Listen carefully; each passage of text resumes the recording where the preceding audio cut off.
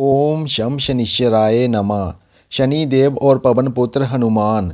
श्रोताओं, पूर्व समय में एक बार नारद जी को अभिमान हो गया कि मैंने कामदेव को वश में कर लिया है, और ये बातें विष्णु लोक में जाकर हरि के सम्मुख वर्णन करने लगे।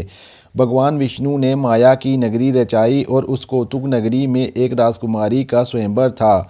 वहाँ पर नारद जी उस राजकुमारी की सुंदरता को देखकर काम को वश में नहीं रख सके। उनकी इच्छा हुई कि ये दिव्य रूप राजकुमारी हमें ही वरण करे। अतः जयमाला लिए राजकुमारी जब सामने से गुजर रही थी तो बार बार मुनिवर अपना सिर उनकी तरफ झुका रहे थे। वो उस समय भगवान विष्णु से प्राप्त किए नारायण नामक बंदर के रूप में बैठे थे।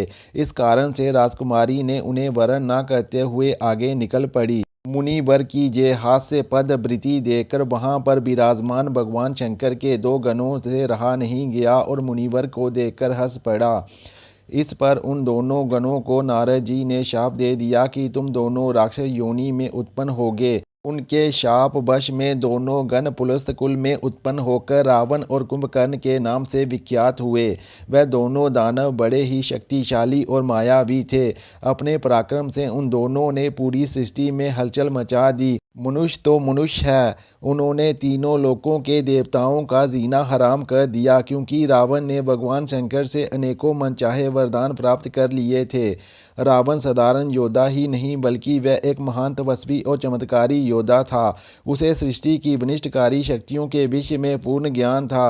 अतः उसने शनि और महाकाल को भी बंदी बनाने की इच्छा प्रकट कर शनि लोक पर चढ़ाई कर दी। शनि लोक पर रावण और शनि में भीषण घोर संग्राम हुआ।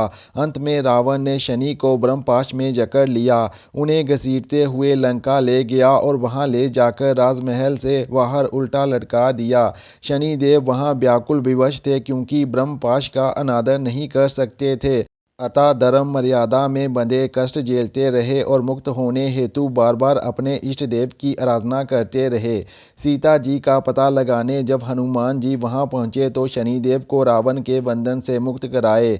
इस पर शनि ने कहा, हे महावीर पवन पुत्र हनुमान, मैं आपके इस कार्य के लिए सदैव ऋणी रहूंगा और आपके सम्मान में ये वचन देता हूं कि आपके भक्तों पर मेरा प्रकोप भूल से भी नहीं होगा। जो मानव मेरी इस कथा को पढ़ेगा या सुनेगा उस पर हमारी अशुभ दृष्टि कभी नहीं पड़ेगी।